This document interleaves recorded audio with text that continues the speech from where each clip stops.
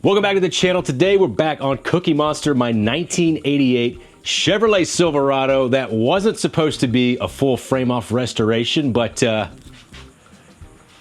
we are. Now to get y'all up to speed, I thought I was going to be clever and use a Suburban fuel tank, which I have right here, and mount it at the rear of the frame because that Tinworks fabrication OBS frame stiffener takes up the space where the fuel tank would go, which is on the driver's side in the frame rail. So I had to pop off this spare tire cross member, and when I did that, the frame rails sucked in about 2 inches. And then once I figured out that my fabrication skills aren't nearly at the level that they would need to be to pull this off, I decided to take the easy route. I purchased this Boyd welding fuel cell that is built specifically for these OBS trucks. Now it mounts to the bottom of the frame rails using these aluminum mounting tabs, which means I can reinstall the spare tire cross member to spread the frame rails back apart to where they need to be. And when I say I took the easy route, I mean this cost me a lot of money. It was over $1,000 for this fuel tank setup, but it comes with an in-tank fuel pump, a fuel sending unit, and these tanks are high quality. I got one on my 67 C10 and it has performed flawlessly. So I know this is a high quality product. If you guys haven't checked out Boyd Welding, you really need to. It's not a paid sponsorship. I buy these tanks with my own money because I like them so much, and they're based out of Ocala, Florida. So I'm gonna support a Florida-based company. I picked up this hydraulic spreader tool from Harbor Freight, and it's quickly becoming one of my new favorite tools. This thing is awesome. Do we spread it enough? That's the question. Not yet.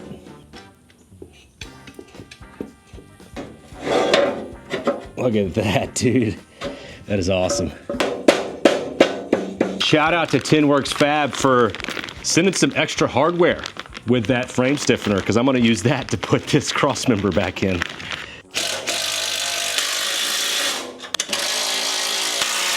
Just wanna double check our opening here. Yep, 34 center to center, 35 and a quarter, yep. Perfect. We're gonna hang this tank, grab it right here, and then swing it under here. Just make sure it doesn't drag on the ground. I'm gonna have to clear. There you go. Cool, thanks. This is pretty much where the tank is gonna sit. There aren't any like specific directions on where to mount it. I just know that the fuel sending unit and pump are supposed to be in front of this cross member, and the filler cap's supposed to be behind the cross member. Thinking about just putting the tabs to the edge of the frame right here and calling it good. Now that we got her up here, I can kind of get an idea on where these bolts are at. Probably gonna utilize those bolts just because, you know, they're already there. So why not? Changed my mind. I want the fasteners for the cross member and for the fuel tank to be separate. So I'm gonna clearance around the bolts for the cross member, and I've already marked out where I want to drill my holes for the fasteners.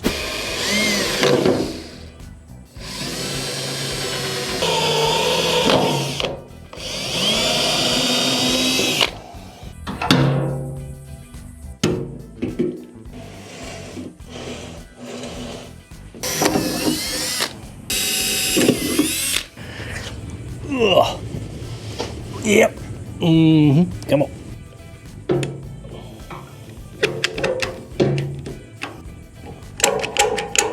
Had to do a little bit of trimming on this side. Now it sits where I want it to, and I cut up these rubber, I guess, insulators. They didn't come with the tank. I just had some of this rubber material laying around. But I definitely don't want metal on metal back here.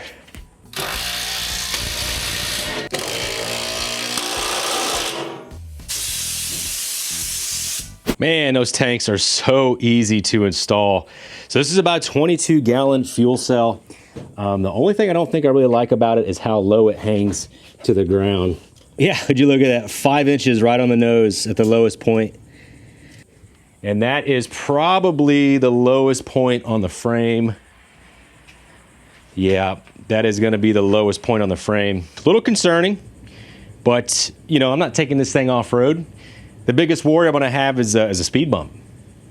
And if you hit those fast enough, you don't even have to worry about that. Now that we have our fuel cell installed, we can start putting together the rest of our fuel system. One thing I'm not gonna do is the filler yet. So Boyd sells these kits separately. It's just a bed filler cap. They machine these out of aluminum, and they make these little keys here. I think this is 3D printed. Anyway, stick the key in here. This twists off. This connects to the rubber hose, and the rubber hose connects to that. Hose clamps, and it's not the best looking solution, but it is one, super easy, and two, a huge time saver. I was thinking about doing a brake light filler where you open this up and then you have the hose run down and then it goes to the tank. I'm not doing that with this truck. I want to start making some progress on this thing. But that's basically what you end up with. Now I can run my AN fuel lines up to the motor with this inline Corvette filter regulator. So it's going to be your inlet, and it's going to be returned to the tank, and it's going to be going to the fuel rails on the small block. And while I'm working my way down, I'm going to go ahead and secure the brake lines and the fuel lines to the frame rails so we could start wrapping up this back end here. I like to put these where they're easily accessible, so I think right here is going to do the trick.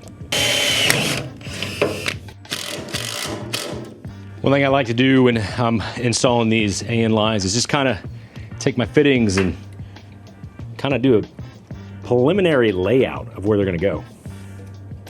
Got a little 45 on the back of that fuel rail there. So she'll come down here, go back to our filter regulator. And this is going to be my return, and this is going to be the fuel out. I had to order some fittings for this because keep in mind, I did not anticipate doing this install. So I don't have the right fittings. But they'll be here tomorrow, no big deal. I'm gonna go ahead and run the lines and then start securing these things to the frame rail.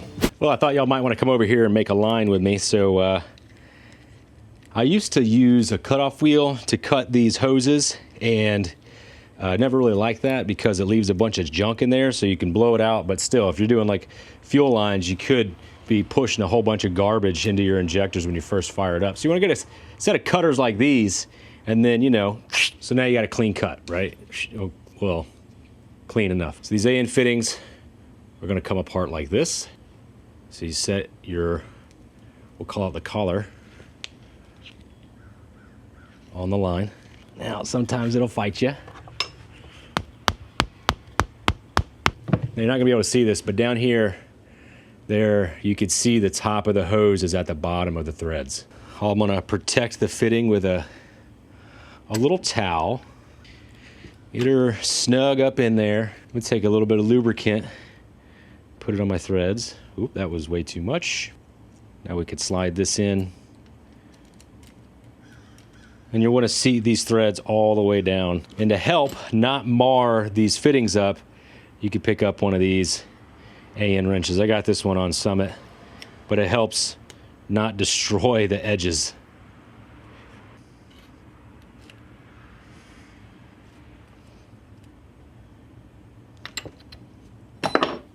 Beautiful. Yep, and that is a complete fitting. So I've only ever had two issues when doing these AN lines. One, I did the high pressure side power steering line on the C10 and it blew out. The high pressure side on a power steering pump produces so much PSI, you gotta have something a little more robust. And I did buy the ICT power steering pump hose assembly kit, and it still didn't work. The other thing is there's like a mating surface inside of here, and if it's not perfect, if the mating surface is damaged on either the fitting or whatever you're attaching it to, you might have to pick up one of these conical fittings. So this is the conical fitting. It's literally just a thin piece of aluminum that is the same profile as the inside of that fitting. So it makes it to where this will deform into the shape that it needs to seal the fitting. But other than that, I love doing AN lines.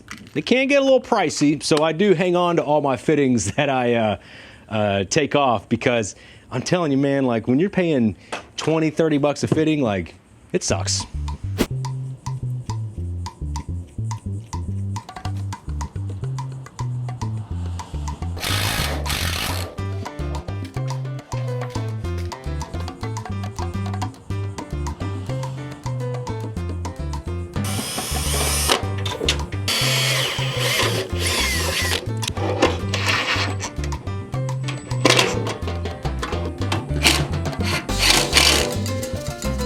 Man, them lines are looking nice. Got them secured all the way back to the tank. I really like using those self-tapping screws where they at. You just drill like a 7/32 hole. It's like a 1/4 20 self-tap, and the factory does it. So figured it'd be good enough for me if the factory did it. So I still gotta run our lines to the tank, waiting for those fittings to come in. It'll just be a return line, then a feed line. And I believe the last thing I gotta do for wiring and plumbing and all that stuff is to run the harness for the rear lights. And I'm not gonna do that now because I'm not sure if I'm gonna get a new wiring harness or try to use the old one. Kind of leaning towards just rewiring the whole truck because you might as well. We already took the whole dang thing apart. But I was gonna show you guys this. I like using those self-tapping screws on the frame. It's just super easy to do. And I like using these kind of like Christmas tree zip ties. So these will literally go into existing holes on the frame and you can run your wire harness through it and, you know, all that stuff. Obviously you do it on the inside of the frame. But I really like these things, super cheap. Get them on Amazon for, you know, a couple bucks.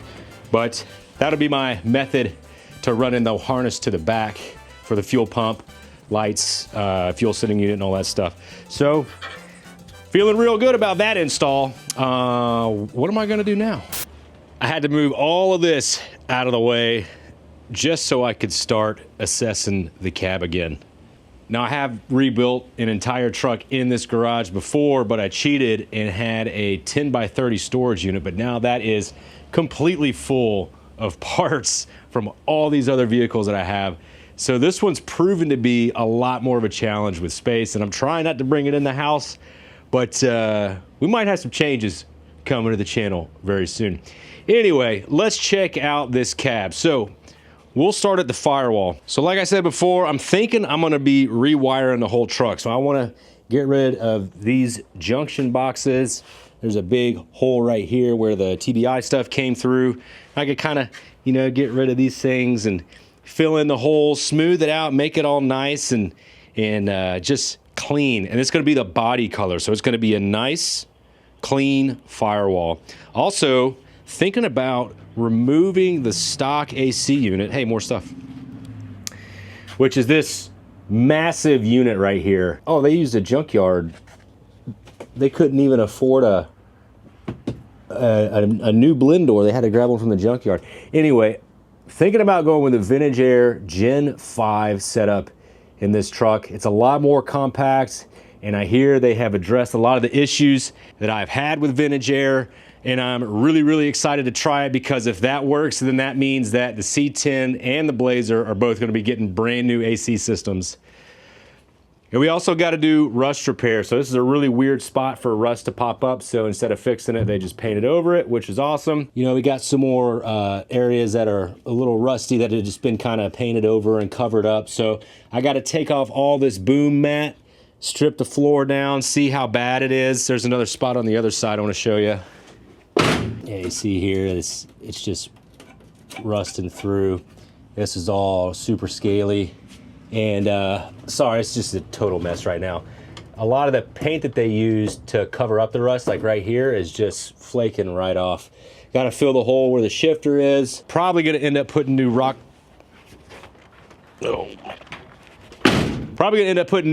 on because these are pretty beat up and crunchy. I mean, the rust isn't too bad on the cab. It's just those couple of areas that I showed you.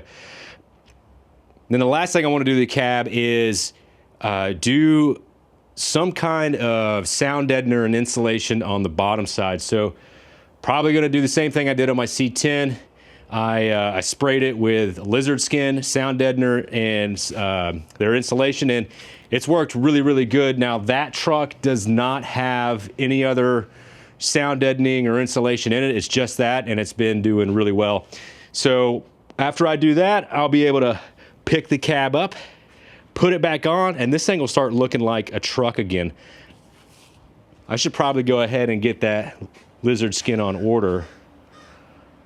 I don't know if I'm gonna have time to paint it.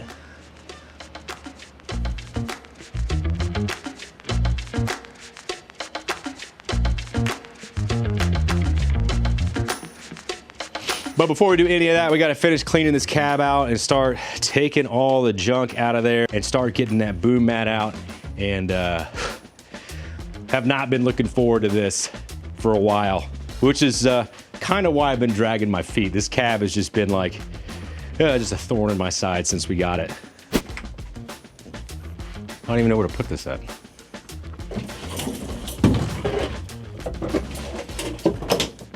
Oh man, the MSD ignition box from the dually. Oh, what a piece of junk that is.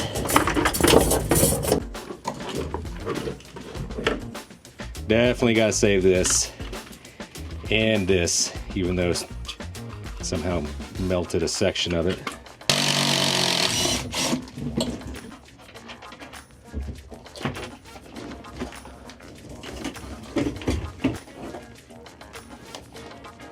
Ooh, might want to take that steering wheel off. Don't want to damage it. All right, is this the harness? Yep, there it is. Seeing a couple fasteners in the firewall. I'm just assuming they're hanging on to that unit.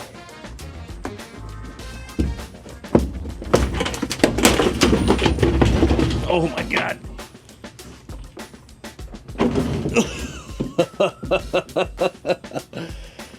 I got that part off.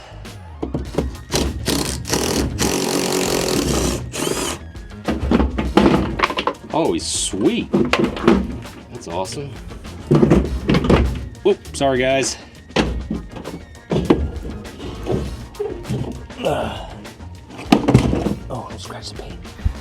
Yeah, something might have caught fire back there. Oh, let's just take this off.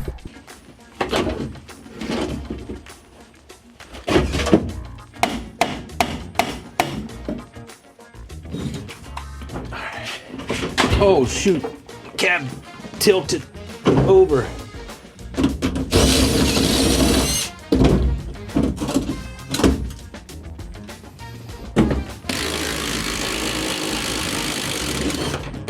I thought that was gonna fall off.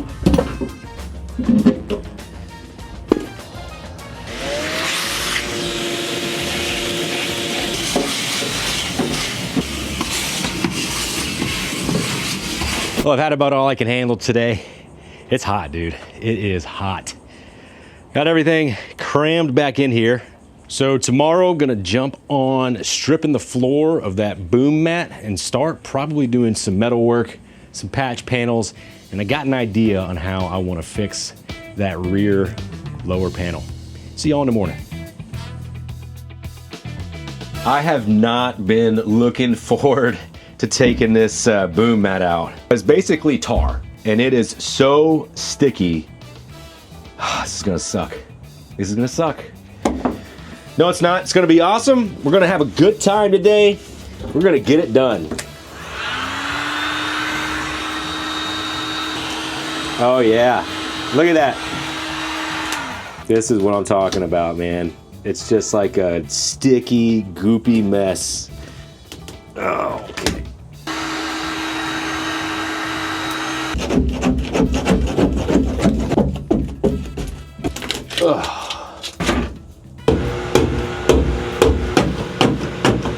This is exactly why I'm pulling this stuff up.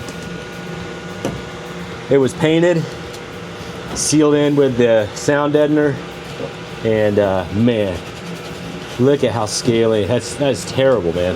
And I guarantee you that side's gonna be worse.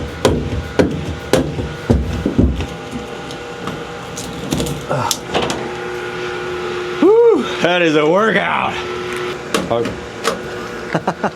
Holy cow. Come here and look at this. Well, dadgum.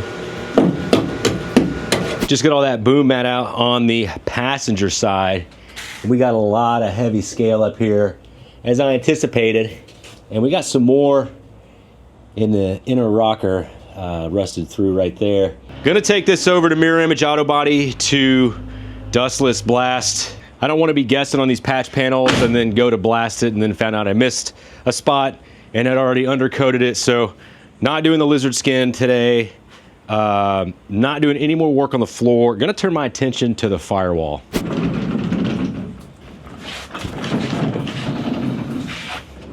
We'll go ahead and take out this windshield. It's like delaminating up here, and it's time for a new one. And it's gonna help me get access to the inside of the firewall so I can start hammer and dollying some areas that need to be straightened out a little bit. And it'll definitely help me when it comes time to weld in some new pieces. I already went inside and ran a razor blade around the inside of the window where it's glued in, but I guarantee you, this ain't gonna come out easy. Man, I was literally about to say it's probably gonna break. It just broke.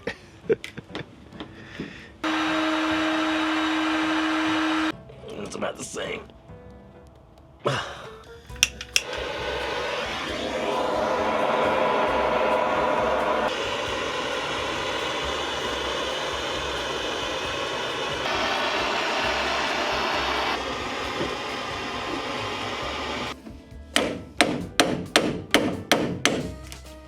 Woo! That is gonna get all jacked up.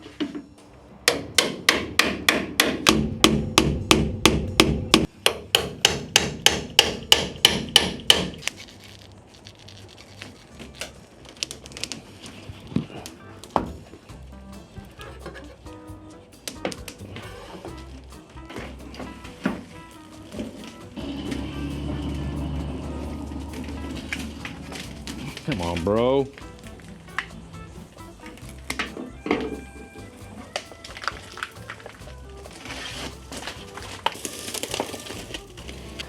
One OBS windshield removed. Oh my gosh, what a mess. There's glass everywhere. I gotta stop and get all this cleaned up before I get shards of glass everywhere on me.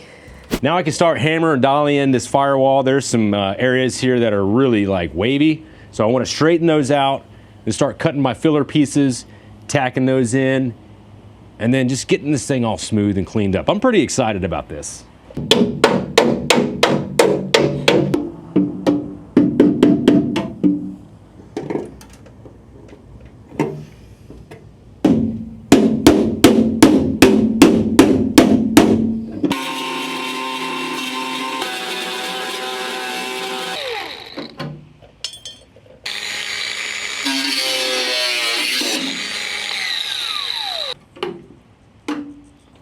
There, now I got a perfect little template.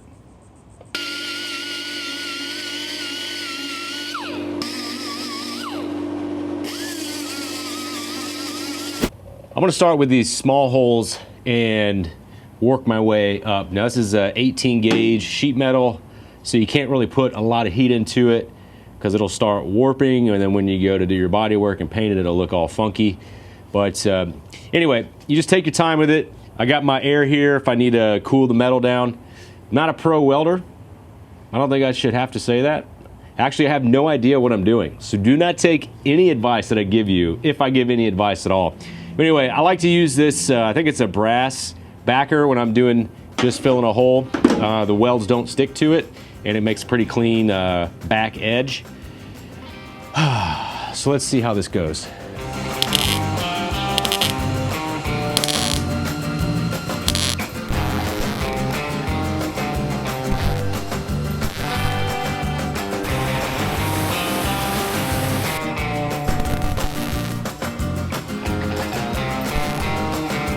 Safety squints.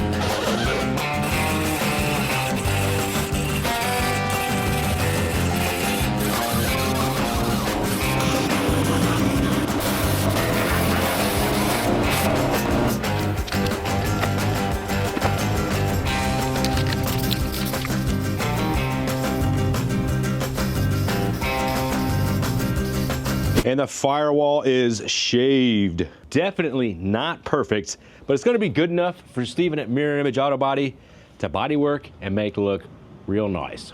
Still got a lot of high spots.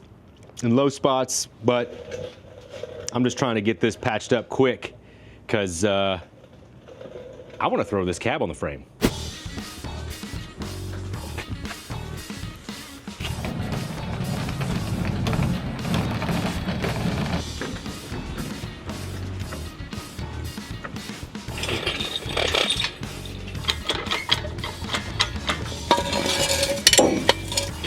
There we go.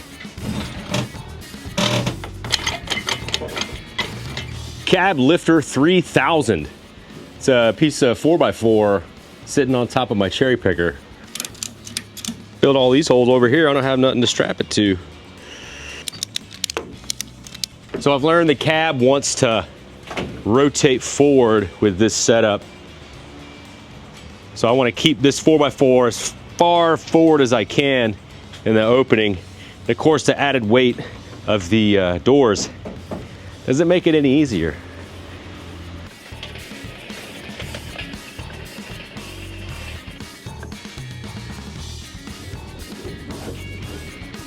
I mean, it's pretty dang close. Let's go ahead and set her down.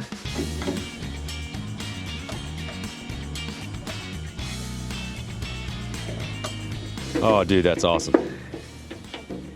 Gotta say though, putting this back on was a lot easier than it was taking it off.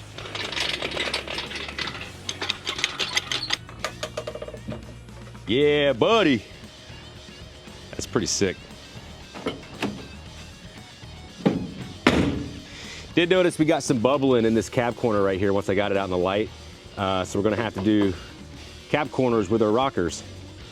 It is absolutely crazy how much stuff I have crammed in this garage right now. A lot of it was in this bed that we're getting ready to put back on the frame. I got my Bed Lifter 5000 here. It's got a 4x4 with a through bolt U-bolt deal. And then I got it angled because this fits different beds. I think the square body beds in 67 to 72s are a little bit wider. So the 4x4 is a little straighter. Anyway, I'm gonna screw these 2x4s to the top of the 4x4, slide it back and forth till I get a good balance point. And then I can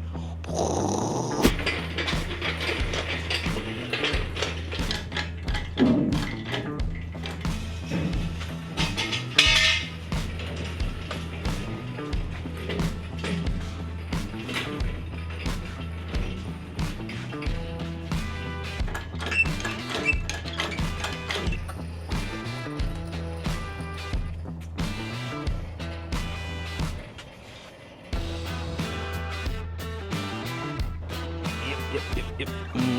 Looks good. Those body lines are way off. I don't think those body mounts I got are correct. I think that's it. Let's drop her down.